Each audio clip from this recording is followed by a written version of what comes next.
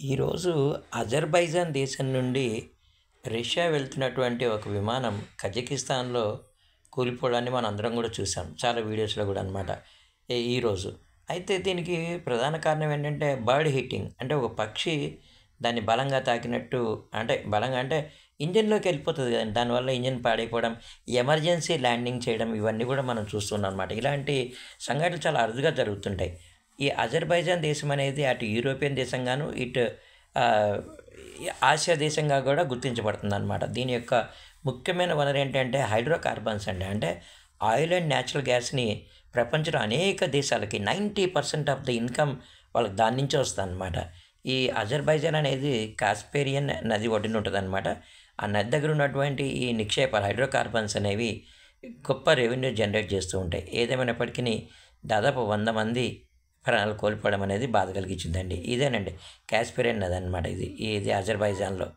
అంటే ఈ విమానం ఎగురుతున్నప్పుడు ఏదైతే ఈ పక్షి అనేది ఆ మిషన్లోకి దూరిపోవడం వల్ల సడన్గా ఎమర్జెన్సీ ల్యాండింగ్ చేయడం కానీ, వేగం మందగించడం కానీ, ఇలాంటివన్నీ కూడా వస్తాయని చెప్పి ఈరోజు చెప్తూ ఉంటే నేను విన్నాను అనమాట.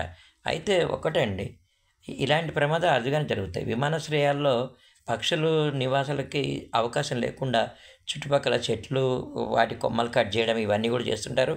అలాగే రన్వే మీద గడ్డి ఏదైనా ఉన్నట్లయితే అది మరీ చిన్నగా ఉండేటట్టు చూస్తారు.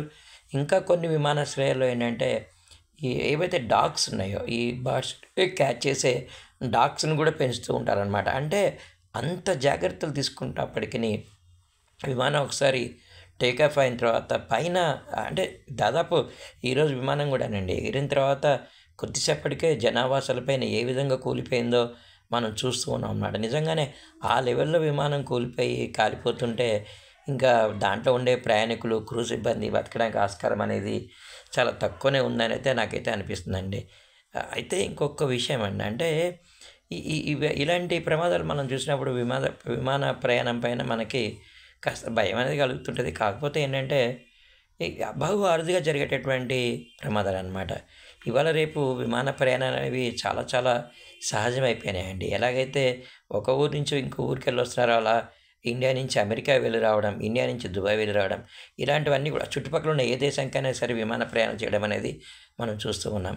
అయితే అజర్బైజాన్ మాత్రం టూరిస్ట్గా విజిట్ చేయాల్సినటువంటి ఒక ప్రదేశం అండి.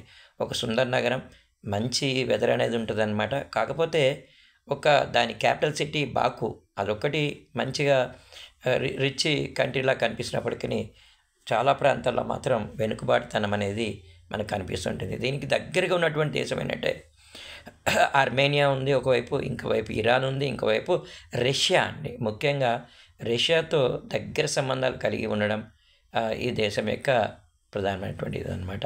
ఏదేమటికని విమాన ప్రమాదం బాధాకరం.